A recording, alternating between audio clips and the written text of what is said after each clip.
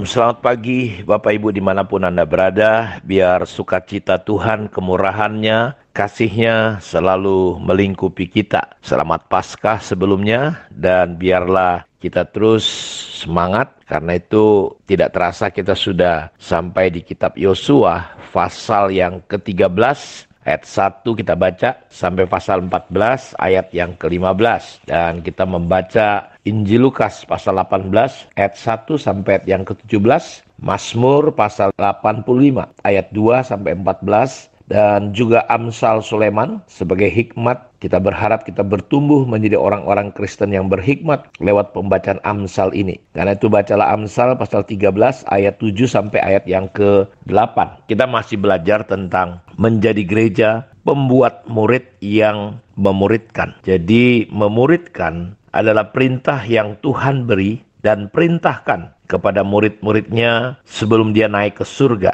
Dan dia berjanji akan menyertai mereka sampai akhir zaman. Saat murid-murid melakukan apa yang dia perintahkan, pergi beritakan Injil dan memuridkan mereka. Dan dia berjanji bahwa dia akan menyertai kita. Ada pesan yang jelas. Ketika kita mempraktekkan prinsip ini, kita tidak perlu takut ataupun khawatir ketika kita melaksanakan amanat agung ini. Pesannya bahwa dia adalah Allah yang menyertai kita, dan dia berkata segala kuasa di surga dan di bumi telah diberikan kepadaku. Karena itu pergi, beritakanlah Injil. Dalam Matius 28 dikatakan ayat 18-20, Yesus mendekati mereka dan berkata, kepadaku telah diberikan segala kuasa di surga dan di bumi. Karena itu pergilah, jadikanlah semua bangsa muridku, baptislah mereka dalam nama Bapa dan Anak dan Roh Kudus, dan ajarlah mereka melakukan segala sesuatu yang telah kuperintahkan kepadamu, dan ketahuilah aku menyertai kamu senantiasa sampai kepada akhir zaman.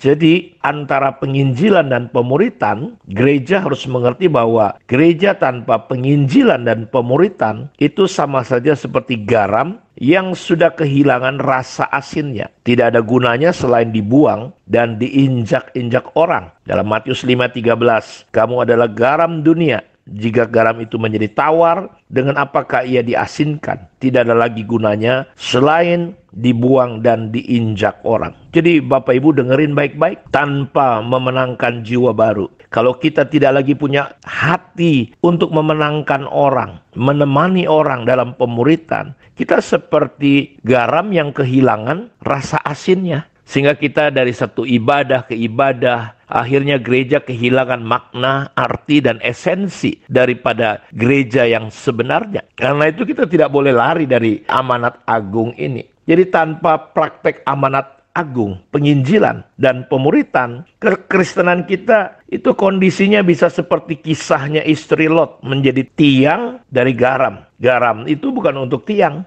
Jadi hanya kelihatan indah, karena biasanya kan kalau orang pergi ke Israel katanya patung itu masih ada, kelihatan, cuma jadi tontonan. Gereja sekarang cuma jadi kelihatan wah-wah gitu, tapi nggak punya pengaruh apapun. Orang pada buka organisasi gereja, cabang-cabang gereja, kelihatan hebat, tapi pengaruhnya apa? Cuma sampai di ibadah, tidak punya pengaruh di dunia marketplace, tidak punya pengaruh dampak apapun di dunia politik, tidak punya pengaruh di dunia peradilan. Karena orang-orang Kristen yang ada udah kehilangan misi. Orang-orang Kristen yang ada di berbagai segmen hidup itu, mereka tidak punya rasa lagi seperti tiang garam istri Lot itu.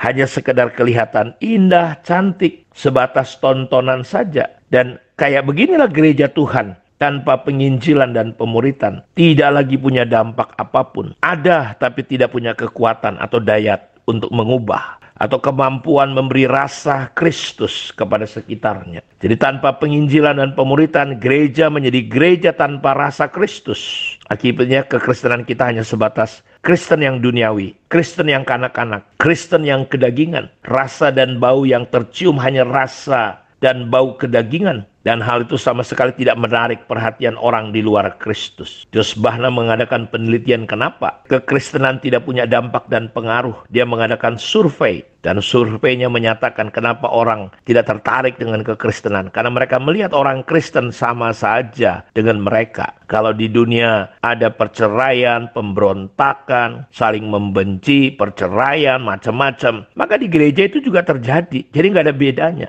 Jadi mereka mendapati ternyata mereka merasa hidup mereka jauh lebih baik daripada hidup orang Kristen. Atau mereka mendapati hidup kekristenan sama saja kayak mereka. Bahkan mereka melihat katanya hidup kekristenan lebih buruk daripada hidup mereka. Karena itu dalam 1 Korintus 3 ayat 1-4. Dan aku saudara-saudara pada waktu itu tidak dapat berbicara dengan kamu seperti dengan manusia rohani. Tetapi hanya dengan manusia duniawi yang belum dewasa dalam Kristus. Susu yang kuberikan kepadamu bukanlah makanan keras. Sebab kamu belum dapat menerimanya. Dan sekarang pun kamu belum dapat menerimanya. Karena kamu masih manusia duniawi. Jika di antara kamu ada iri hati, perselisihan, bukankah hal itu menunjukkan bahwa kamu manusia duniawi dan bahwa kamu hidup secara manusiawi? Karena yang seorang berkata aku dari golongan Paulus, yang lain berkata aku dari golongan Apolos. Bukankah hal itu menunjukkan bahwa kamu manusia duniawi yang bukan rohani? Jadi kita melihat bagaimana gereja tidak saling mengasihi satu dengan yang lain.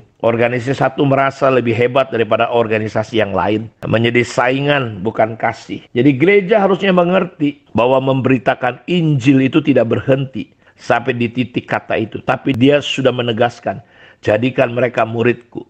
Jadi ini tugas utama gereja. Bukan dipanggil hanya untuk menyampaikan Injil kepada orang yang belum percaya kepada Tuhan Yesus. Tapi dia juga bertanggung jawab untuk menjadikan semua bangsa, tiap pribadi menjadi murid Tuhan. Ini pesan penting yang Yesus sampaikan sebelum dia naik ke surga. Jadi penginjilan tanpa pemuritan tidak lengkap. Pemuritan tanpa memenangkan jiwa-jiwa hanya akan menjadi komunitas happy-happy. Berputar-putar menjadi Kristen yang agamawi pada akhirnya.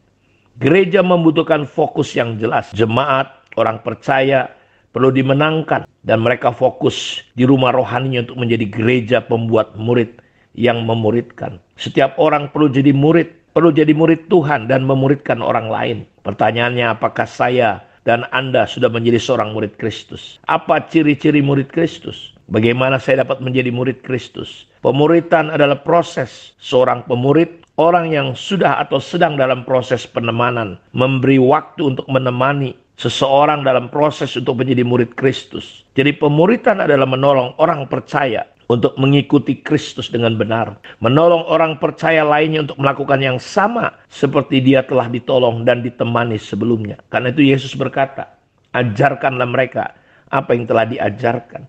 Karena itu Paulus berkata dalam kitab Kolose 1 ayat 28-29, dialah yang kami beritakan. Apabila tiap-tiap orang kami nasihati dan tiap-tiap orang kami ajari dalam segala hikmat. Untuk memimpin tiap-tiap orang kepada kesempurnaan dalam Kristus. Itulah yang kuusahakan. Itulah yang kupergumulkan dengan segala tenaga. Sesuai dengan kuasa yang bekerja dengan kuat di dalam aku. Jadi gereja, kita perlu kembali kepada panggilan amanat agung Tuhan Yesus.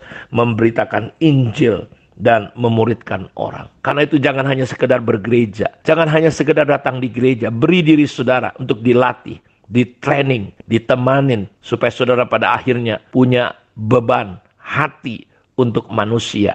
Dimanapun saudara ditempatkan Tuhan, jadikan itu jadi ladang Tuhan. Jangan hanya sekedar cari duit. Biar hatimu boleh disentuh oleh Tuhan hari ini. Sehingga ada beban untuk tempat di mana engkau bekerja menjadi ladang penginjilan, ladang untuk memuridkan orang.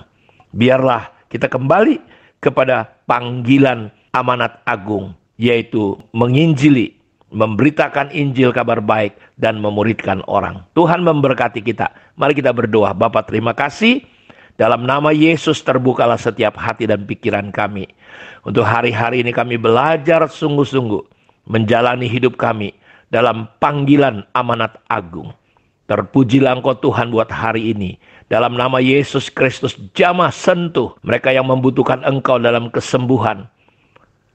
Dalam setiap jalan yang mereka berharap terbuka, Tuhan Engkau sendiri yang membuka jalan anak-anak-Mu. Terima kasih, ada kasih karunia kemurahan Tuhan yang tercurah atas kami saat ini. Di dalam nama Yesus kami berdoa. Amin. Tuhan memberkati kita. Shalom.